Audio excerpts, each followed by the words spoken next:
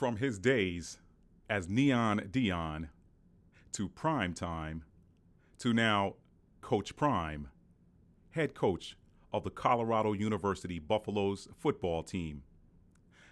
Deion Sanders is easily one of the most recognizable names in sports and entertainment and has been for some 30 years now. But could this nouveau rise to the national spotlight be an indication of something of greater importance than sports and entertainment? We're going to talk about that in this upcoming edition of Maddie's Rap, where we're going to take a look at two passages from the Bible that could be a clue of something that is even bigger than Deion Sanders. Deion Sanders, a microcosm of the fulfillment of an ancient prophecy and a divine promise, coming up on this edition of Maddie's Rap.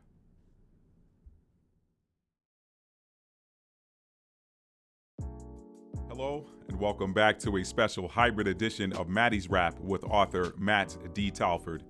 I'm your host, the multiple award-winning author and storyteller, Matt D. Talford, all right? Thank you if you're new to the channel and you clicked on this thumbnail and thought the title was interesting enough to watch. And thank you and welcome back to my returning subscribers. Now, I want to cut right to the chase today because I know a lot of you are curious. Matt, why did you name Deion Sanders in the same sentence with ancient prophecy and divine promise? What does football have to do with the scriptures? What does football have to do with prophecy? It's not football, all right? It's not football. That's why I didn't say football, a microcosm. I said Deion Sanders, all right? So in today's edition of Maddie's Rap, I'm going to show you guys two passages of scripture, and I have a third one on deck in case I need to go to it, because as I'm getting into this, who knows, maybe energetically I'll pick up on a question that one of you might have and say, hey, you know what, I might need you to further clarify what it is that you're talking about because this is all new to me, all right? So I got that third one on deck and I'm going to go to it if I need to. But for now, we have two passages of Old Testament scripture. One is a prophecy, the other is a promise. And I'm going to show you how Deion Sanders links in and is, as far as I'm concerned, as far as I can see, from my vantage point, Deion Sanders is not a catalyst, if you will. Maybe he is, maybe he isn't, I don't know. But I think he is a microcosm of something bigger that is coming. This whole thing with Deion Sanders being at the University of Colorado and all the attention it's getting, it's a lot bigger than football, but most people cannot see it. Let me take a quick break, and when I come back, we're going to dive into those scriptures, and I'm going to show you the links. And I'm also going to show you, I've got a couple of video snippets that I'm going to share with you all that will support today's narrative. You're watching Maddie's Rap with author Matt D. Talford. I'll be right back. Welcome back. Now, before we get into these two scripture passages, I want you to take a look at two videos that are going to explain the first passage of scripture, okay? And that first passage of scripture comes from the book of Jeremiah, the 30th chapter. I'm going to read those verses in just a moment, but take a look at this video, or these two videos first. I don't want to box you in by saying a question here.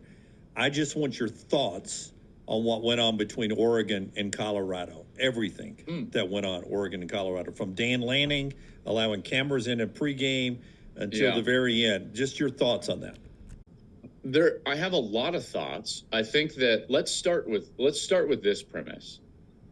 There are fans and players and media that don't like what's going on at Colorado. They don't like the hype surrounding Colorado, just like there were people that didn't like the hype surrounding Tim Tebow, okay?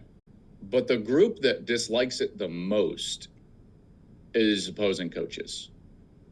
And I talked to these guys off the record, they despise it. They hate it. They hate the attention that Colorado is getting. They hate the fact that they know it's not going anywhere. They hate the fact that they know that this guy is going to be able to recruit at the top end of college football. They hate that 60 Minutes was there and that every show was there and that it's Deion all the time, everywhere. They hate it. And that's what you saw from Dan Lanning. The jealousy and the way picking these coaches and how Deion got there. This is interesting you said that. I didn't want to interrupt you. I wanted to let you finish. So I spoke to somebody in the coaching fraternity right after the game. And they know some people that coach at Oregon. And they was telling me, they said, man, I've never heard from another assistant coach of how much information was being given to that staff about, I'm being real with it, about game planning against Colorado so they can beat them. That everybody was stacked. They was stacking.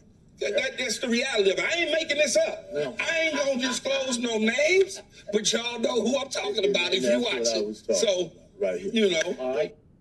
These coaches want Coach Prime to lose so bad that... Is it equal? What about in sports? Well, they've got everything. If they take over coaching like everybody wants them to, there's not going to be anything left for the white people. I mean, all the players are black. I mean, the only thing that the whites control is the coaching jobs. Now, I'm not being derogatory about it, but that's all that's left for them. The black talent is beautiful. It's great. It's out there. The only thing left for the whites is a couple coaching jobs. Yeah, maybe we need to get more black coaches, don't you? Oh, it's all right with me. Okay, well, I'm sure that they'll take over that pretty soon, too. Theme music there, DJ. Okay.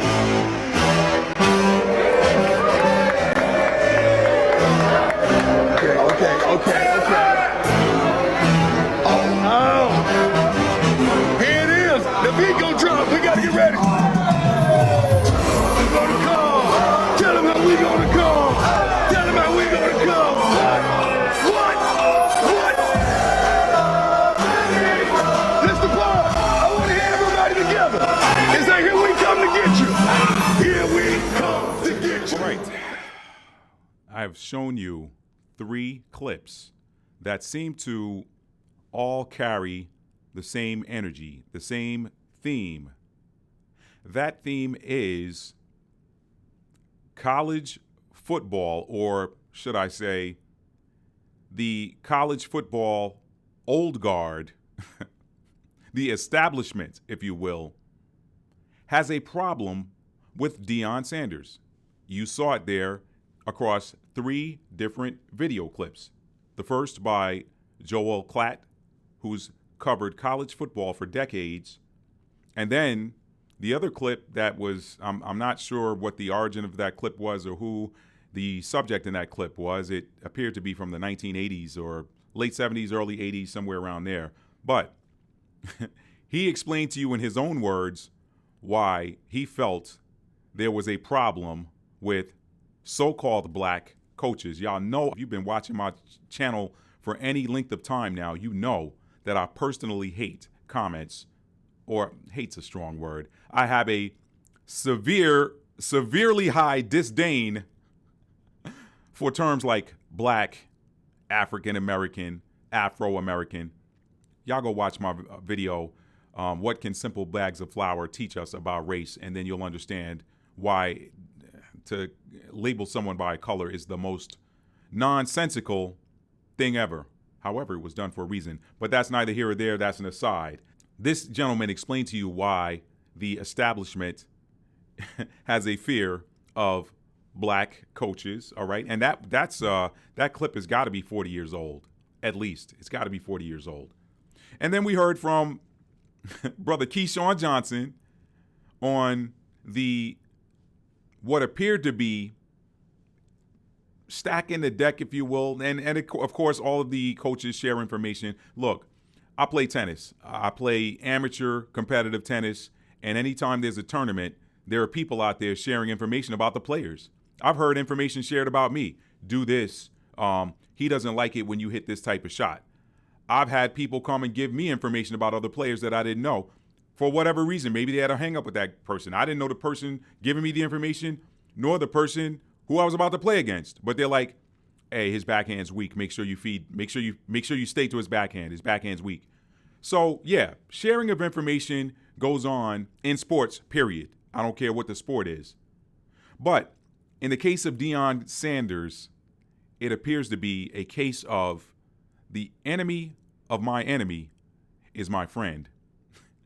All right? Now, I am going to read a passage of scripture that ties all of this together, and I'm going to show you exactly why I titled this video the way I did. Deion Sanders, a microcosm of the fulfillment of an ancient prophecy. We'll deal with the divine promise part at the end, okay? Let's get to the prophecy part. Turn with me, if you will, or you can read it on the screen, of course. The 30th chapter of the book of Jeremiah, okay? Jeremiah chapter 30. And I'm going to start at the 3rd verse and read through the 8th verse. Here we go.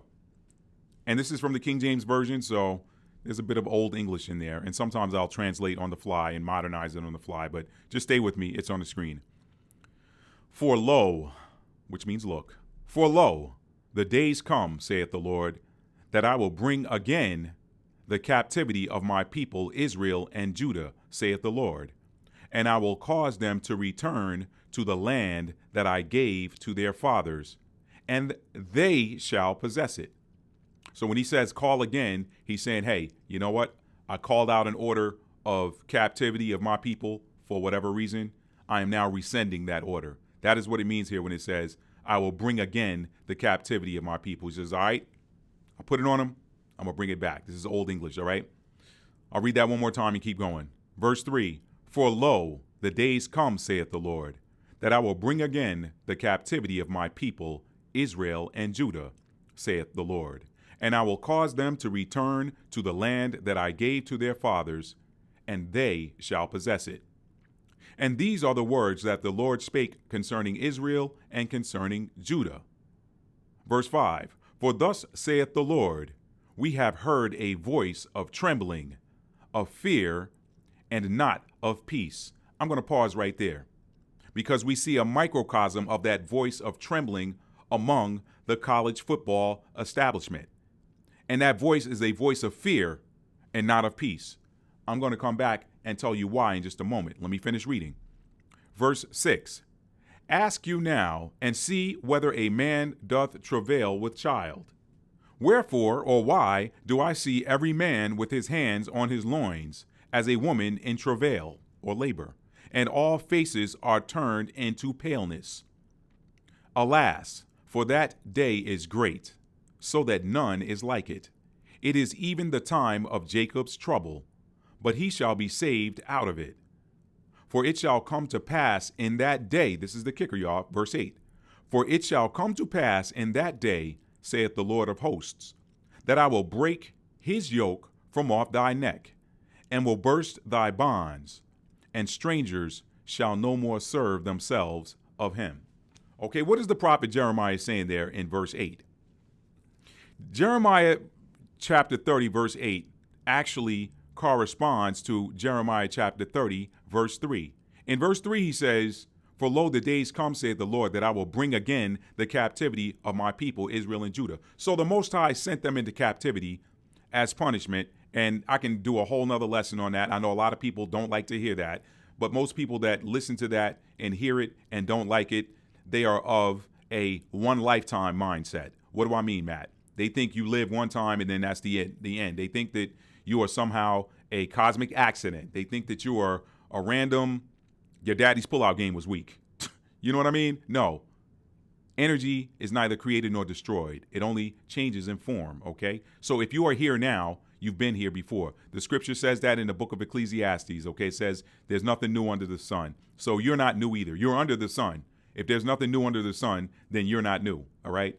So the people who have a problem with that whole captivity thing, they're like, man, God, no, this is an ongoing story. This is a continuing saga, but I don't want to get sidetracked, all right? Verse 3 goes with verse 8. If he says, I'm going to bring again the captivity of my people, Israel and Judah, that means he sent them into captivity, okay? And then in verse 8, he says, it will come to pass in that day, saith the Lord of hosts, that I will break his yoke from off thy neck and will burst thy bonds. A yoke and bonds are for slaves. They're for captives. When you capture someone, you put a yoke on them so they cannot run. You put bonds, you bind their hands and their feet. You bind their feet so they can't run. You bind their hands so they cannot use them beyond just using them on themselves, okay? You can scratch your nose or something like that, scratch your butt, whatever, I don't know, when your hands are tied, okay? So, now, what's the significance with verse 8 and what's going on with the University of Colorado? He says here in the latter half of verse 8, I will break his yoke from off thy neck and will burst thy bonds, and strangers shall no more serve themselves of him. Strangers, who is a stranger? A stranger is somebody you don't know or somebody you haven't known from aforetime. Remember, we're eternal beings. Or a stranger is somebody who's not you, somebody who's not in your family, somebody who's not in your family that you do not know, somebody who's perhaps from a different culture that you're just meeting. They're a stranger until you get to know them, okay? They're a stranger if they're not you. Anything that is not similar is strange, right? If it's not similar, then it's strange to you. If you go to a new country or something and you see something you've never seen before, then that's strange to you. All right. There's a whole lot of other scriptures that support the use of the word stranger here. Several of them can be found in the book of Deuteronomy, the 28th chapter. You can also find it in Leviticus, the 26th chapter. But let's get back to the significance of this. When you talk about this, why these coaches hate Deion Sanders, why I've heard it said that people are talking and saying that Deion Sanders is bad for football and the people bad for college football, and the people that are making these comments are people that are in the coaching ranks. Why is that? Well, it's because Deion Sanders is the number one destination for what is some of the top recruits in college football. So you get these high school, you get these kids coming out of high school, and you get all of these coaches that are vying for them. So they're writing them letters, they're coming out scouting, they're making phone calls, they're visiting families, all of this. They want that kid to come and make their team better. They want them to come and make their school's program better. What happens? Hey, when that school program wins, it means more money for that university, which ultimately means more money for that coach. All right? Which ultimately means more money for you to continue to improve your facilities so that you can continue winning, right? That's what happens with recruiting of high school players into the collegiate ranks. But now you've got this guy who is supremely charismatic, whom any kid would want to come and play for. He did his thing. He's a world champion. He's a Super Bowl champion. He played 2 sports at the professional level. He was a college star, a standout. He's a TV personality, has been for a long time. He turned around a program at Jackson State University, and now in just his first season at the University of Colorado, or Colorado University, I'm not sure which way they call it, but at his first season there, he has already tripled their win total from just a year ago. He has garnered television. Gosh, I mean, look how much did you see Colorado on national television outside of that market last year? I'll wait. Yeah, I didn't either. Okay. So you got a guy now that has all of this attention. He's bringing in all of this money for a number of different industries. Okay. A number of different brands. And the least of which, not the least of which being the University of Colorado, not the least of which being Boulder, Colorado. Boulder, Colorado is now it's a destination now. It's someplace people want to go and visit for nothing else than to watch the Colorado Buffaloes play football. And I don't know if you've checked the real estate prices in Boulder, Colorado, but you would probably rather live in New York City than in Boulder, Colorado. It's that expensive. And we know New York City is not cheap, okay? But now Boulder, Colorado is booming because of one man, okay? So this is how he is a microcosm of something that is an ancient prophecy. Microcosm meaning a microscopic look at something greater. Microcosmos. Microcosmos. That is what microcosm comes from. Microcosmos. We know the cosmos is big. So when you're talking about micro, you're talking about a snapshot of the greater cosmos. He's a microcosm of this ancient prophecy, all right? So, this is why this is the significance of verse 8. Strangers are serving themselves, have been, and listen, don't get in your feelings. I'm reading the scripture. I'm reading a letter of the scripture. A lot of y'all watching this that might get offended, okay? You sit up in church on Sunday morning and declare all throughout the week how much you love the Lord, but now you're offended, and this is written. This is written, okay? Now, some of you may ask, oh, what's he talking about? This says Israel and Judah. Just keep watching. Just keep watching. Because if you don't, this is why I tell people it is so important to understand the identity of these characters in the Bible. It is so important to understand. I could spin this off into a whole nother lesson, but I'm not going to do that. I'm going to stay on a point here. So, strangers, in that day I will break the yoke from off his neck and burst his bonds, and strangers shall no more serve themselves of him. Now that Deion's on the scene, now Deion serves to disrupt what has been happening throughout the history of college football when integration happened. Now you've got these coaches now that all of a sudden cannot get the top so-called black talent. Y'all know I don't like the word, but I do use it for context sometimes in my videos because of the audience, okay? So now you got these coaches concerned because so-called black talent is now looking first to go and play for this so-called black coach down in Colorado. Okay?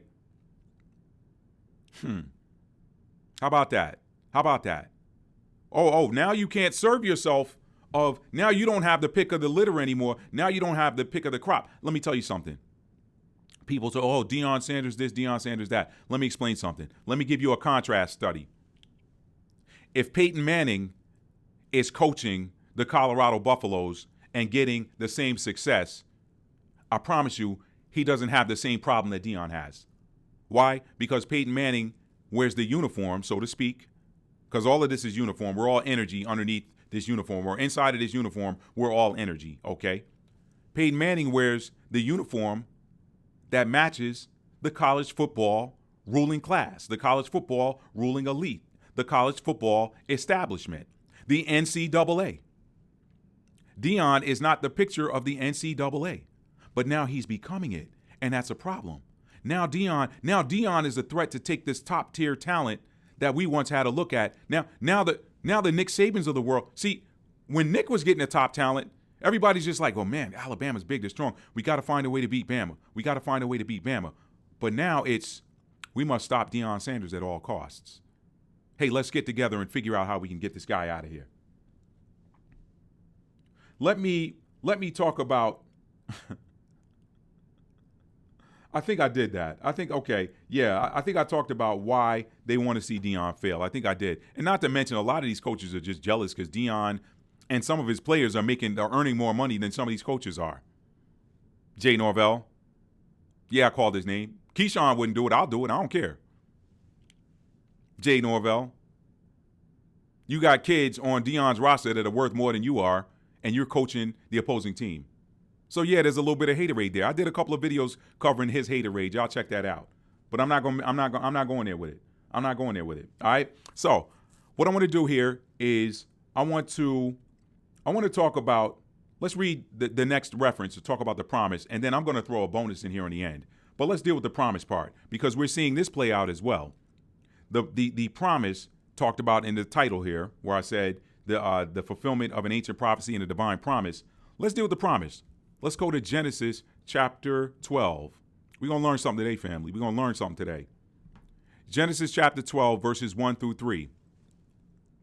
Now the Lord had said unto Abram, get thee out of thy country and from thy kindred and from thy father's house unto a land that I will show you.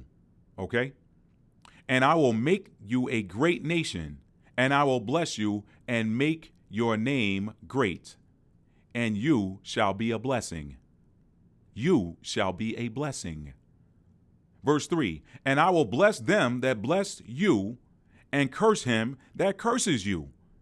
And in you all families of the earth will be blessed. And in thee shall all families of the earth be blessed. All right? Hey, Deion, get thee out of thy Jackson State.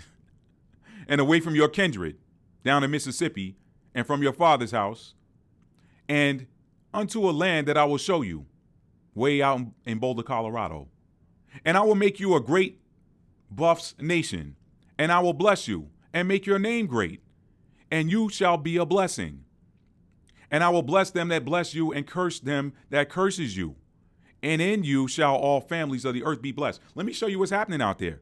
Look at how much money is being generated now just off of Deion Sanders coaching Colorado. Thou shalt be a blessing. He's a blessing to people that have YouTube channels. People with YouTube channels that put Deion's name in their title, they're getting views, including myself. Including myself. I'm not out of that. Including myself. Although that's not why I'm doing it. Including myself. And I will bless them that bless you and curse him that curses you. Everybody that's being a blessing to Deion and what he's trying to do over there with those young men at that university, they're being blessed. They're being blessed. But see, the problem is when people read these scriptures, they don't know who these characters are. They got the characters wrong, but it's showing, it is playing out for y'all right now. Why? Because this is the end game right now. I told y'all this thing is bigger than Deion Sanders. This is the end game. This scripture I've been saying for the last 2 years, family, the Bible is not a religious book. It's a spiritual book that was hijacked by the religious establishment and fashioned into the doctrine of control. So the people who rule the religious establishment worldwide, the people that sit at the top of the Abrahamic religions, they put forth a narrative that doesn't have certain people in it. They put forth a narrative that doesn't have certain people in it. But we're seeing it now. We're seeing it play out. Why? Because we're at the end game. We're at the end of an age. We're at the end of a cycle. So all of these truths are being revealed now. All these truths are being revealed. Deion Sanders is a microcosm. He's a microcosm. He's a microcosm. You heard the guy from the 80s say, hey, well, the only thing, you saw it. I don't even want to repeat it. You saw what he said. You saw what he said. It's an attempt to hold on to control. But when you go back to Jeremiah 30:8, he said, I'm going to break your bond. I'm going to break your bonds. And look, I sent you into captivity. This man that got you in bondage, he's basically a tool for me. I sent you into captivity. Now I'm getting ready to bring you out of it. So what I'm saying is Deion is just a microcosm of something bigger that's going to happen. All right. Let me show you another clip here. Let me show you this clip of Keyshawn Johnson talking. And this is the bonus scripture that I was telling you about. But keep in mind, Genesis 12:1-3. We're seeing it happen. So, and I said this in another video earlier this year. Because we're at the end of an age, karma ain't waiting till next lifetime to pay you back, all right? Karma ain't waiting till next lifetime. If you come at a chosen one, and Deion is chosen, you can call it what you want. Nobody else could do what he's doing right now. He was chosen for that, okay? He was chosen for that. So that university's being blessed for bringing him in there. Now, some people got a problem with that. But what did it say in verse 1? He said, get thee out of thy country and from thy kindred and from thy father's house and unto a land I will show you. You know why he called Abram out of there? Because the ancient Sumerians, and Abraham was a Sumerian. He was also called Abram of the Chaldees. The Chaldeans were Sumerians. They predated everybody wants to give credit to the people down in ancient Kemet. The Sumerians were doing it first, okay? They don't tie the Anunnaki to Egypt. They tie him to Sumeria, but that's getting too deep for this video, okay? If you knew what the ancient Sumerians were doing at the time he called Abram out, he said, you know what? I see a light in you. You're different. But he wasn't different randomly. He was different before he arrived. Yeah, this stuff gets deep. It gets deep. So I'm gonna stay shallow with it, all right? It gets deep. I'm gonna stay shallow with it. He told them to get away from his country and his kindred because what they were doing was wrong. Now, when you talk to Deion and find out why Deion, his heart didn't want to leave Jackson State, but they were not doing the right thing by him. So it kind of forced his hand. But they had to not do the right thing by him because ultimately he was supposed to land where he is right now. So I can be doing this video showing you that he's a microcosm of an even bigger forthcoming prophecy. Now, I'm going to show you this clip of Keyshawn Johnson telling you why a lot of so-called black kids want to go and play for Coach Deion Sanders. And we already talked about why that's a problem for the college football power establishment, okay? But I want you to hear from Keyshawn Johnson now why, in his words, why a lot of black kids want to go and play out of Colorado now. Watch this clip.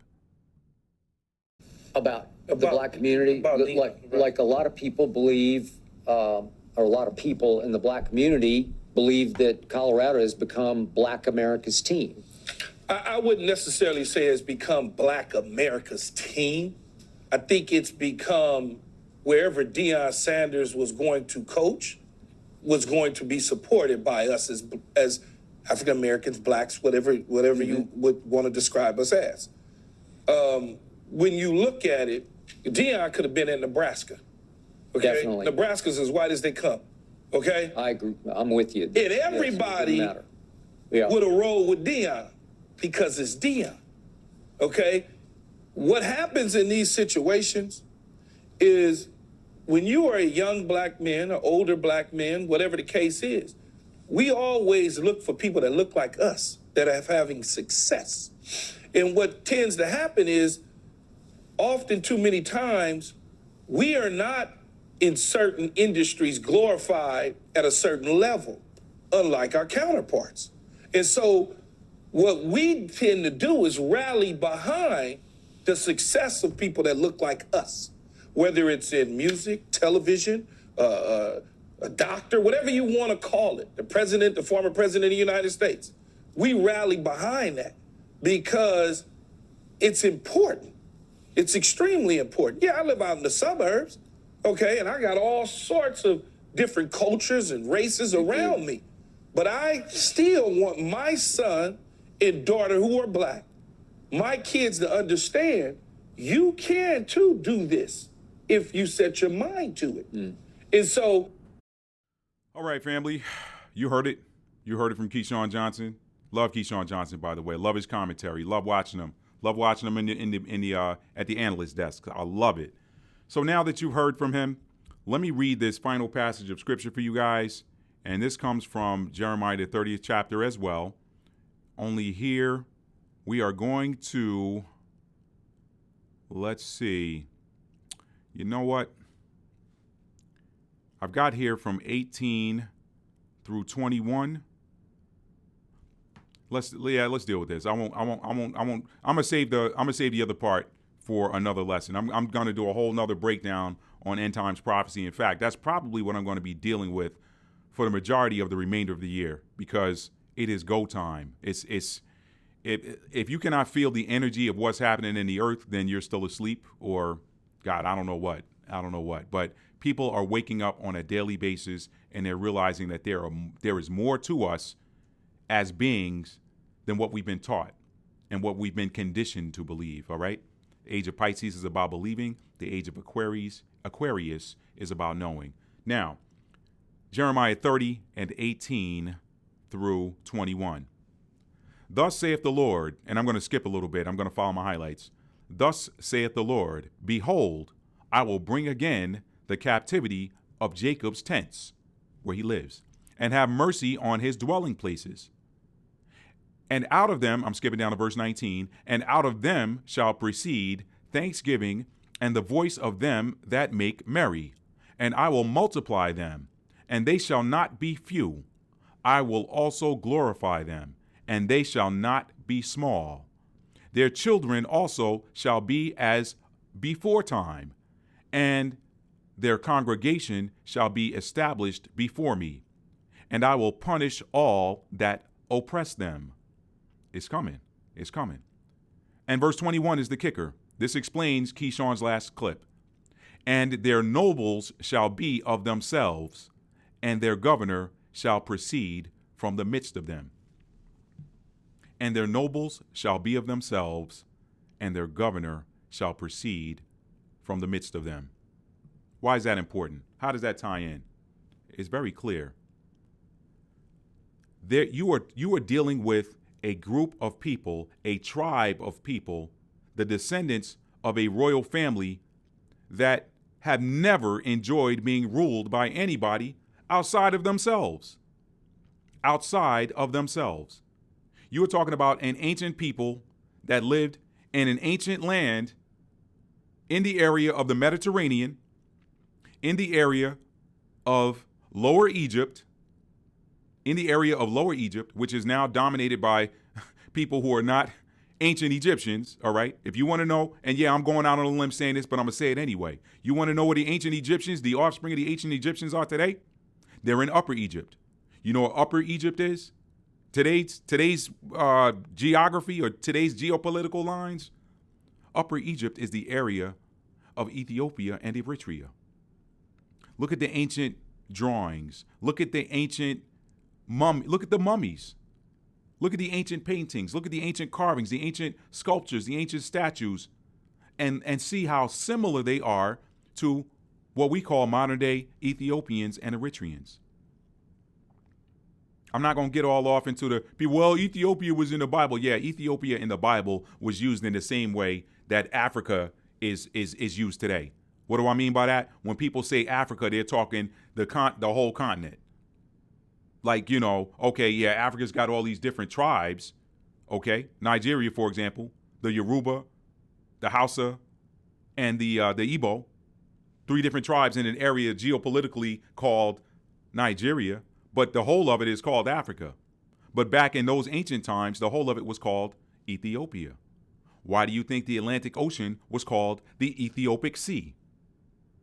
Why would it be called, why would a sea that is thousands of miles to the west be named after a country that's thousands of miles to the east? What is called Africa today was once called Ethiopia. That's where that comes from, all right? So anyway, you're talking about a group of people that emanated in ancient times from the area called the Mediterranean, and I got a mind-blowing video I'm going to drop on that whole. Just wait. Y'all stay tuned to my channel. If you're not subscribed, subscribe, because I'm dropping heat and I'm dropping fire from now through the rest of the year. And some of my loyal subscribers are telling me everything I drop is heat. I love y'all. Y'all know who you are. Y'all keep me encouraged. I appreciate y'all so much. But you're talking about a people that emanated from that area of the world, but they also emanated from the area today known as the Americas. So you're talking about a people that were already here when Columbus showed up with a Negro to serve as translator who spoke Hebrew, by the way, but that's not in the school's history books. You got to dig deep to find that one, right? Why would you need a translator who looks like the people that are ultimately where you're going to be? That's a whole nother story for another day, right? So you're talking about a people who is always self-ruled, and when they got out of whack, they ended up in bondage and under the rulership of someone else for a season.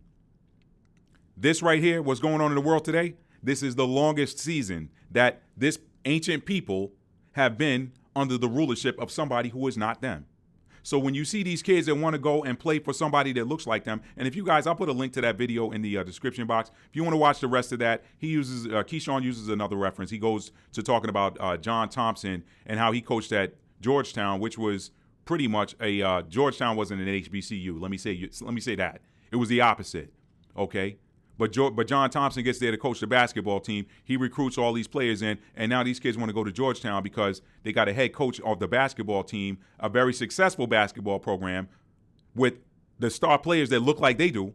And they're like, hey, I want to be around my people. I want to be a part of that success. I know what happens when we are a part of a system that has great leadership where ain't nobody bothering us. Case in point, Tulsa, Oklahoma. Tulsa, Oklahoma, we know what happened in 1921. We're seeing the same thing here with the Deion Sanders thing. Why was Tulsa, Oklahoma a threat? Well, because you had a community of people thriving in an area where the people outside of that community were not thriving. Who do they think they are? Right? That's what happened there. Now we're seeing it. This is Colorado. God, listen, no. Tulsa ain't gonna happen in Colorado. Let me say that. That's not gonna happen. But what I'm saying is you can use the Buffaloes as an example of, again, here's somebody that is generating more revenue than I am. Who does he think he is? He's bad for football. Why? Well, because he's earning more money than me. His kids earn more money than a lot of us do. By and large, I'm not talking about the biggest coaches. I'm not talking about the Dabos and the Dan Lannings and the Nick Sabans of the world. I'm not talking about that. I'm talking about the average other coaches. There's tons of schools that have college football programs, and the kids that are part of some of the kids that are part of the NIL that play football at Colorado University make more than a lot of those coaches. So there's a lot of jealousy there. Deion is now generating ad revenue, national ad revenue, when the Colorado Buffaloes are playing. They're putting them on television now. These other coaches were not even moving the needle ad revenue-wise. So here again, there's this, and let me just skip to this and I'll cut to the chase and we'll wrap this up. We are talking about a people that are the builders of society. Throughout the history of this planet, these people have built entire societies, okay? And when they're left alone, they pretty much do their thing until they break away from the instruction. Let me say that, until they break away from the instruction and get conquered. Getting conquered is always a result of breaking away from the instruction and trying to do it in a way that ain't the way you do it. All right? That's what happens. But that's Deion Sanders. And so we're talking about a people that there seems to be you know what? Let me back that up. In the end, we are talking about a prophecy that says, I'm going to break your chains and burst your bonds, break the yoke from off your neck, and then you're going to do your own thing. Your governor is going to proceed from you, okay? Your nobles shall be of yourselves, and your governor shall proceed from the midst of you. There's a fear of the world returning to the original state where certain folks didn't need anybody but each other. We saw that in Tulsa 21. We saw that in Tulsa, Oklahoma, 1921. And we can't have that. We can't have that. Deion's here now. If Deion continues to pull the top recruits, then that's going to hurt our programs. He's bad for us. What was Saban bad for y'all when he was pulling the biggest? I mean, you look at some of those Alabama teams of the past 3 to 5 years, those offensive and defensive linemen look like NFL players. They look like all they'd have to do is change the uniform. Derrick Henry plays for the Tennessee Titans. Who could tackle him when he was at Alabama? Nick has always been getting the top talent, but now Deion is getting it. And you can't call it poaching. He's just saying, hey, y'all come holler at me. I'm not hard to find. Anyway, Deion Sanders, a microcosm of the fulfillment of an ancient prophecy and a divine promise. Let's not get caught up in the football and miss the bigger picture. This system, if you understand prophecy, and this is why y'all have heard me harping in some of the other videos, if your pastor is not teaching you prophecy and identity, he's failing you. Because there are prophecies that apply to certain people. We saw some in here. We saw some in this in Jeremiah 30. I've done plenty of prophecy videos. I'm going to do a lot more coming, because in Daniel chapter 2, which is a prophetic dream, the statue comes tumbling down. It's knocking on the door. Wait until y'all see the video I'm going to drop next, where I break down where I decipher some of the numerology that is in the scripture that tells the story, but it is craftily hidden in numbers. The people who wrote this book that put it together, I know a lot of stuff was left out of it. I know a lot of people complain, the Bible ain't complete. I'm with you on that, okay? I have other books I use to supplement to get the whole story, okay? However, the people that put together these 66 books, they encoded it because they knew that a time would come when somebody would be able to read it and decipher it, all right? And if you know about, I'm gonna leave that alone. That's a little bit too much. Y'all, I'm gonna get ready to wrap this video up. I know there's gonna be some people that love this video. I know there's gonna be other people that dislike this video, okay? But that is what's happening right now with this prophesied split. What do you think the Messiah was saying when he said 2 will be in the field, 1 will be taken, the other will be left? That was an allegorical description of this split, this reality split that's happening. And if you ask me, I saw it begin in 2020 with this whole, I won't get into it. I hate talking about it, to be honest. But y'all know what went down in 2020. Y'all know what went down. And they trying to bring it back around, but them angels in the Most High knocking, the time's up. There is, I'm going to say this and I'm going to get off of here. There is a hourglass. There's an hourglass somewhere in the cosmos that the Most High is looking at, all right? That is only seen by him. That sand has got to be almost out, y'all. Whatever's coming is on the way. And I think I know we're going to see it in this lifetime. Deion Sanders is just a microcosm of something bigger. Y'all enjoy the football? Enjoy it. Enjoy it. But see that is a microcosm of the bigger story. The reason why he's a problem for college football is because he is now signaling the end of an age of bondage and captivity of a certain people. This is just a microcosm. It's showing up in football, but it's going to show up in every type of reality on this planet. This is the time. This is the time. I got more videos coming out on that, y'all. I won't belabor this one anymore. I love you guys so much. Thank you for watching. If you like this video, give it a thumbs up. If you're new to the channel and you want to hear more prophetic breakdowns, hit that subscribe button because it's coming. That's all I'm coming with, y'all.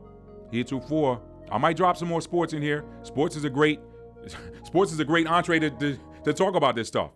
The Most High showed this to me. He showed it to me. I'm like, this thing out here is bigger. It's a lot bigger than we looking at. Y'all looking at the football. You missing the story for looking at the football. All right? That's all I got for you, family. Listen, I'll end this video like I end them all. Tell somebody you love them and mean it. How do you mean it? You have to show it. Love is a verb. It is a noun as well, but when we focus on the verb, the noun always takes care of itself.